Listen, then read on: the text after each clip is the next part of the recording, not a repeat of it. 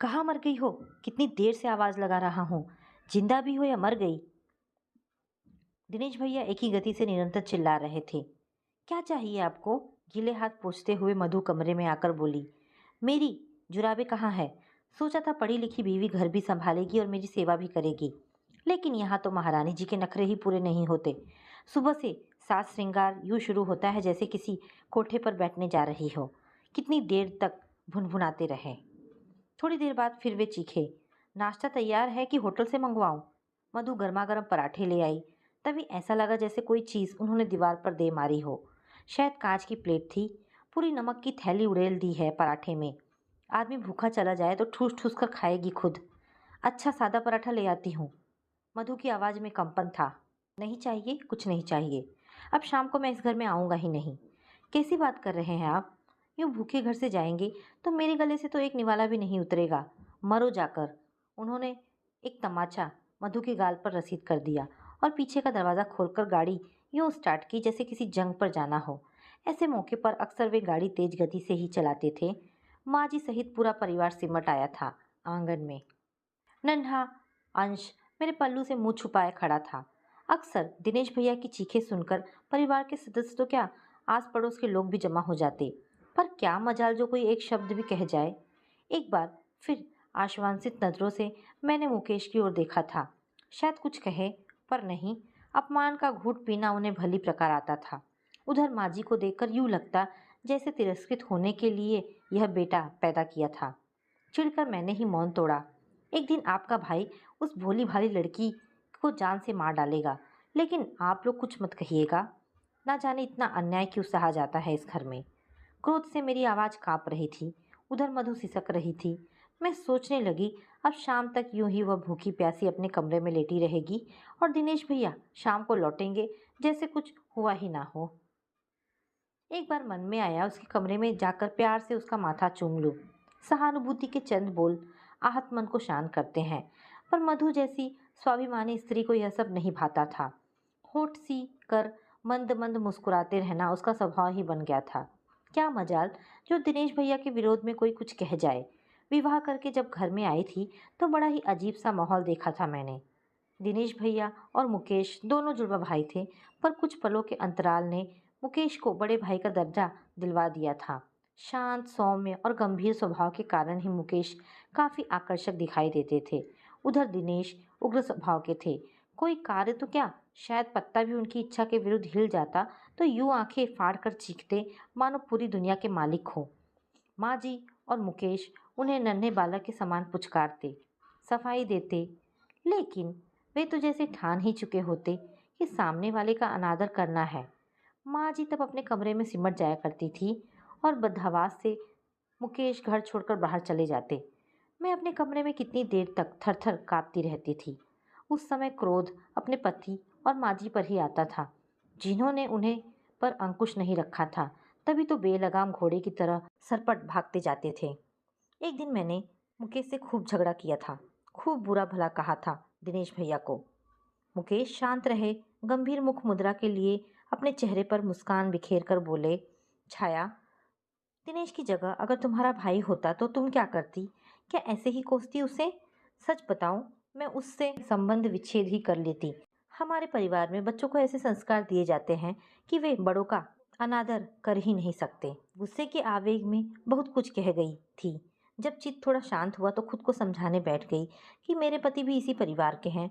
कभी दुख नहीं पहुंचाया उन्होंने किसी को। फिर दिनेश भैया का व्यवहार ऐसा क्यों है? एक दिन माँ जी ने अखबार रद्दी वाले को बेच दिए थे।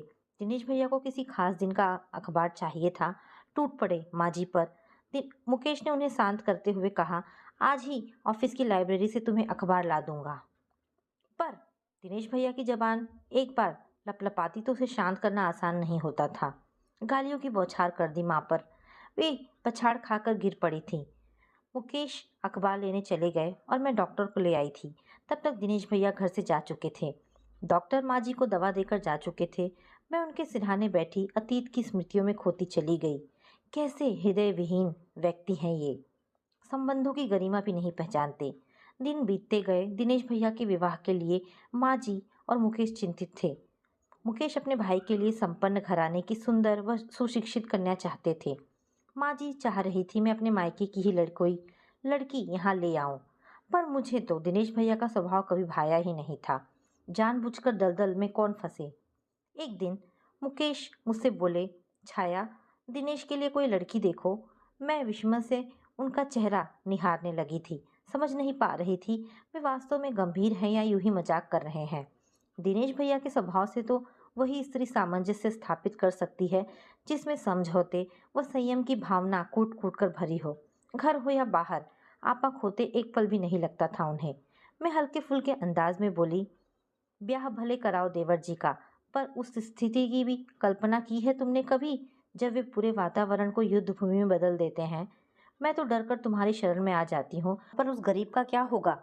मैंने बात सहज ढंग से कही थी, पर मुकेश गंभीर थे।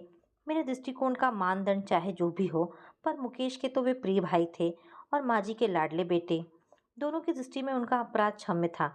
वैसे लड़का सुशिक्षित हो, उच्च पद पर आसीन हो और घराना संपन्न हो तो रिश्तों की कोई कमी नहीं होती। कद काठी, रूप रंग व आकर्षक व्यक्तित्व के तो वे स्वामी थे ही। आगरा वाले कमलनाथ की बेटी मधु सभी को बहुत भाई थी। मैं सोच रही थी क्या देंगे दिनेश भैया अपनी अर्धांगिनी को। उनके शब्दकोश में तो सिर्फ कटु बाण है जो सर्पदंश सी पीड़ा ही दे सकता है। भाव और संवेदनाओं की परिभाषा से कोसों दूर वह व्यक्ति अपेक्षा के नस्तर ही तो चुभो सकता है। मधु को हमारे घर आना था, वह आई भी। दो भाइयों की इकलौती बहन इतना दहेज लाई कि माँ जी पड़ोसिनों को गिनवा गिनवा कर थक गई थी। अपने साथ संस्कारों की अनमोल धरोहर भी बलाई थी। उसके मृदु स्वभाव ने सबके मन को जीत लिया। मुझे लगा देवर जी के स्वभाव को बदलने की सामर्थ्य मधु में है। विवाह के दूसरे दिन स्वागत समारोह का आयोजन था। मुकेश की वकालत खूब अच्छी चलती थी। संभ्रांत व आभिजात्य वर्ग में उनका उठना बैठना था। दिनेश भैया चार्टेड अकाउंटेंट थे। निमंत्रण पत्र बांटे गए थे। ऐसा लग रहा था जैसे पूरा शहर ही सिमट आया हो। मधु को तैयार करने के लिए ब्यूटिशियन को घर पर बुलाया गया था। लोगों का आना शुरू हो गया था। उधर मधु तैयार नहीं हो पाई थी। दिनेश भीतर आ गए थे। क्रोध के आवेग से बुरी तरह कांप रहे थे। सामने माजी मिल गई तो उन्हें ही धर दबोचा। कहाँ है तुम्हारी बहू? महारानी को तैयार होने में कितने घंटे लगेंगे? मैं उनका स्वभाव अच्छी तरह जानती थी। बोली, ब्यूटिशियन अंदर है, बस 5 मिनट में आ जाएगी। पर उन्हें इतना धीरज कहाँ था। आव देखा ना ताव, भड़ाक से कमरे का दरवाज़ा खोलकर अंदर पहुंच गए। शिष्टाचार का कोई नियम उन्हें छू तक नहीं गया था। ब्यूटिशियन को संबोधित कर आंखें तरेरी। अब जूड़ा नहीं बना, चुटिया बन गई तो कोई आफत नहीं आ जाएगी। गंवारों को समय का ध्यान ही नहीं है। यहाँ अभी मेहंदी रचाई जा रही है, अलता लग रहा है। वहाँ लोग आने लगे हैं। अपमान और क्षोभ के कारण मधु के आंसू टपक पड़े थे। वह बुरी तरह कांपने लगी थी। मैं भागकर मुकेश को बुला लाई थी। भाई को शांत करते हुए वे बोले, दिनेश बाहर चलो, तुम्हारे यहाँ खड़ा रहने से तो और देर हो जाएगी। मैं आपकी तरह नहीं हूँ, बीवी को सिर पर चढ़ा कर रखो। मेरे मुंह से निकला शब्द पत्थर की लकीर होता है। मुकेश में ना जाने कितना धीरज था जो अपने भाई का हर कटु शब्द शिरोधार्य कर लेते थे। मुझे तो दिनेश भैया किसी मानसिक रोगी से कम नहीं लगते थे। जैसे तैसे तैयार होकर नई बहू जनवासे में पहुंच गई। लेकिन ऐसा लग रहा था मानो उसने उदासी की चादर ओढ़ी हुई हो। बाबुल का अंगना छोड़कर ससुराल में आते ही पिया ने कैसा स्वागत किया था उसका। हंसी खुशी के माहौल में सब काम सही तरीके से निबट गए। दूसरे दिन वे दोनों मनाली के लिए चल दिए थे। वहां जाकर मधु ने हमें चिट्ठी लिखा। ऐसा लगा जैसे अपने मृदु व कोमल स्वभाव से हम सबको अपना बनाना चाह रही हो। शुष्क व कठोर स्वभाव के दिनेश भैया तो उसे ये औपचारिकताएं सिखाने से रहे।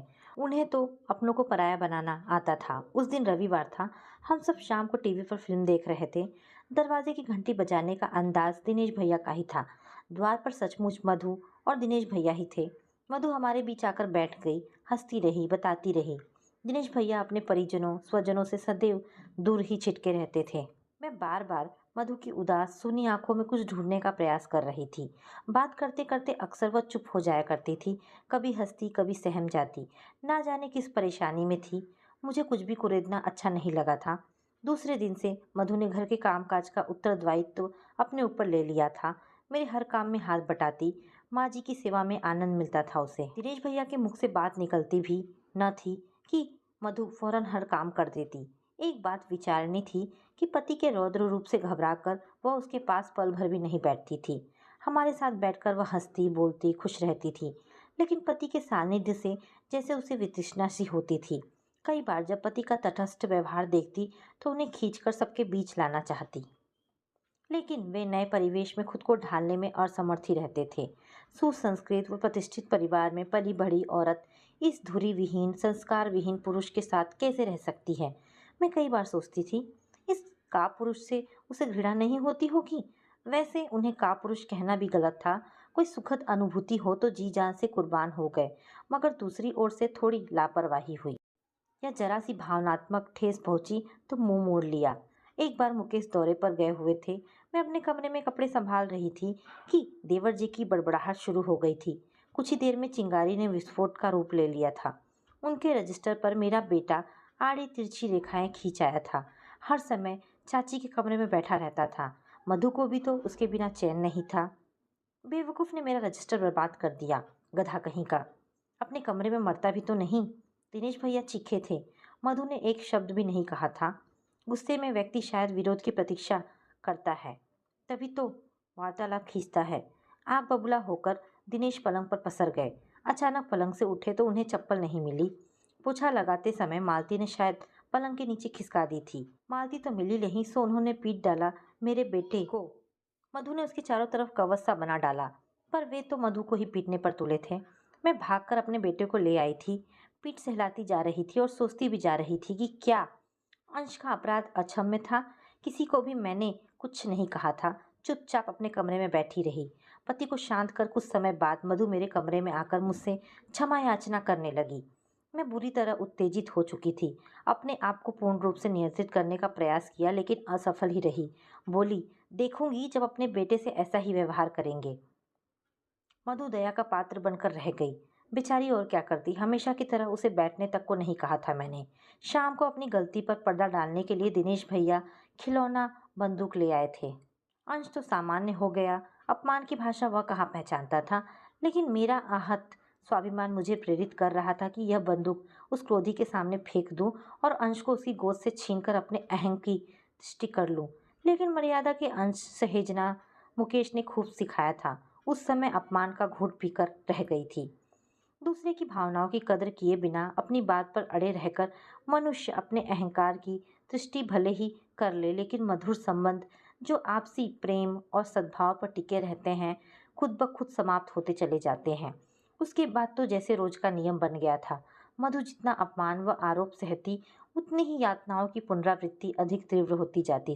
भावनाओं से छलकती आंखों में एक शून्य को टंकते कितनी बार देखा था मैंने। प्रतिकार की भाषा वह जानती नहीं थी। पति का विरोध करने के लिए उसके संस्कार उसे अनुमति नहीं देते थे। उधर दिनेश भैया को कई बार रोते हुए देखा मैंने। इधर मधु अंतर्मुखी बन बैठी थी। कितनी बार उसकी उदास आंखें देखकर लगता जैसे पारिवारिक संबंधों व सामाजिक दायित्वों का निर्वाह करने में असमर्थ हो। 1 साल के विवाहित जीवन में वह सूखकर कांटा हो गई थी। अब तो माँ बनने वाली थी। मुझे लगता उसकी संतान अपनी माँ को यूं तिरस्कृत होते देखेगी तो या स्वयं उसका अपमान करेगी या गुमसुम सी बैठी रहेगी। एक दिन मधु की भाभी का पत्र आया। ब्याह के बाद शायद पहली बार वे पति के संग ननद से मिलने आ रही थी। मधु पत्र मेरे पास ले आई और बोली, भाभी, मेरे भाभी और भैया मुझसे मिलने आ रहे हैं। मधु का स्वर सुनकर मैं वर्तमान में लौट आई। बोली, यह तो बड़ी खुशी की बात है। आप तो जानती हैं इनका स्वभाव, बात बात में मुझे अपमानित करते हैं। भाभी भैया को मैंने कुछ नहीं बताया है आज तक। उनके सामने भी कुछ उसका गला रुंध गया।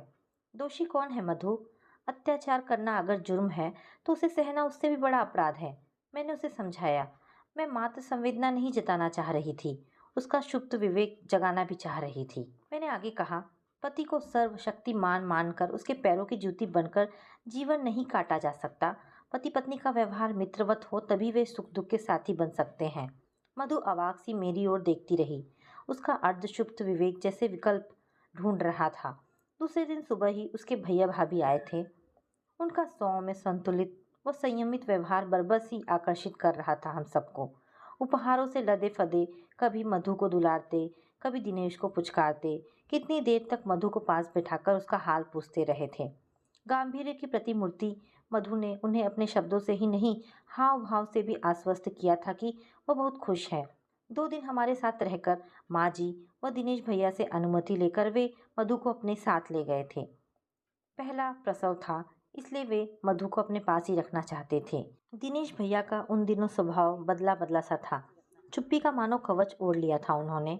मधु के जाने के बाद भी वे चुप ही रहे थे। प्रसव का समय नज़दीक आता जा रहा था। हम सब मधु के लिए चिंतित थे। यदा-कदा उसके भाई का फ़ोन आता रहता था। दिनेश भैया वह हम सब से यही कहते कि उस समय वहाँ हमारा रहना बहुत ही ज़रूरी है। डॉक्टर ने उसकी दशा चिंताजनक बताई थी। ऐसा लगता था दिनेश मधु से दो बोल बोलना चाहते थे। उन जैसे आत्म केंद्रित व्यक्ति के मन में पत्नी के लिए थोड़ा बहुत स्नेह विरह के कारण जागृत हुआ था, या अपने ही व्यवहार से शुद्ध होकर वे पश्चाताप की अग्नि में जल रहे थे, इस बारे में मैं कुछ समझ नहीं पाई थी। दिनेश के साथ मैं व अंश मधु के मायके पहुंचे थे। मधु की माँ तो बचपन में ही चल बसी थी। भैया भाभी उसकी यूं सेवा कर रहे थे जैसे कोई नाजुक फूल हो। अवाक से दिनेश भैया कभी पत्नी को देखते तो कभी साले व सलहज को। ऐसा स्नेह उन्होंने कभी देखा नहीं था। पिछले वर्ष जब मधु को पेट दर्द हुआ था तो दवा लाना तो दूर, वे अपने ऑफिस जाकर बैठ गए थे। यहाँ कभी मधु को फल काट कर खिलाते तो कभी दवा पिलाने की चेष्टा करते। मधु स्वयं उनके अप्रत्याशित व्यवहार से अचंभित सी थी। 3 दिन तक प्रसव पीड़ा से छटपटाने के बाद मधु ने बेटी को जन्म दिया था। मधु के भैया भाभी उस गुड़िया को हर समय संभालते रहते। इधर मैं देख रही थी, दिनेश भैया के स्वभाव में कुछ परिवर्तन के बाद भी मधु बुझी बुझी सी ही थी। कम बोलती और कभी कभी हंसती। कुछ ही दिनों के बाद मधु को लिवा जाने की बात उठी। इस बीच दिनेश एक बार घर भी हो आए थे, पर अचानक मधु के निर्णय ने सबको चौंका दिया। वह बोली, मैं कुछ समय भैया भाभी के पास रहकर कुछ कोर्स करना चाहती हूँ। ऐसा लगा जैसे दाम्पत्य के कलेश और सामाजिक प्रताड़ना के त्रास से अर्धविक्षिप्त होती गई मधु का मनोबल मानो सुदृढ़ सा हो उठा है। कहीं उसने दिनेश भैया से अलग रहने का निर्णय तो नहीं ले लिया। स्पष्ट ही लग रहा था कि कोर्स का तो मात्र बहाना है, वह हम सबसे दूर रहना चाहती है। उधर दिनेश भैया बहुत परेशान थे। उहाँ पोह की मनोस्थिति में आशंकाओं के नाग फन उठाने लगे थे। मधु के भैया भाभी ने निश्चय किया कि पति पत्नी का निजी मामला आपसी बातचीत से ही सुलझ जाए तो ठीक है। मधु कमरे में बेटी के साथ बैठी थी। दिनेश भैया के शब्दों की स्पष्ट आवाज सुनाई दे रही थी। मधु से उन्होंने अपने व्यवहार के लिए क्षमा याचना की, लेकिन वह फिर चुप ही बैठी रही। दिनेश भैया फिर बोले, मधु, प्यार का मोल मैंने कभी जाना ही नहीं। यहाँ तुम्हारे परिवार में आकर पहली बार जाना कि प्यार सहानुभूति के मृदु बोल मनुष्य के तन मन को कितनी राहत पहुँचाते हैं। उस समय कोई 3 वर्ष के रहे होंगे हम दोनों भाई, जब पिताजी का साया सिर से उठ गया था। उनकी मृत्यु से माँ विक्षिप्त सी हो उठी थी। वे घर को पूरी तरह से संभाल नहीं पा रही थी। ऐसे समय में रिश्तेदार कितनी मदद करते हैं ये तुम जान सकती हो। माँ का पूरा आक्रोश तब मुझ पर उतरता था। मुझे लगता वे मुझसे घृणा करती हैं। ऐसा कैसे हो सकता है? कोई माँ अपने बेटे से घृणा नहीं कर सकती। मधु का अस्फुट सा स्वर था। बच्चे की स्कूल फीस ना दी जाए, बुखार आने पर दवा ना दी जाए, ठंड लगने पर ऊनी वस्त्र ना दिए, तो इस भावना को क्या कहा जाए? माँ ऐसा व्यवहार मुझसे ही करती थी। मुकेश का छोटा सा दुख उन्हें आहत करता। उनकी भूख से माँ की अतड़ियों में कुलबुलाहट पैदा होती। मुकेश की छोटी से छोटी परेशानी भी उन्हें दुख के सागर में उतार देती। मुकेश भैया क्या विरोध नहीं करते थे? मधु, जब इंसान को अपने पूरे मौलिक अधिकार खुद ब खुद मिलते रहते हैं तो शायद दूसरी ओर उसका ध्यान कभी नहीं खींचता। या हो सकता है मुझे ही ऐसा महसूस होता हो।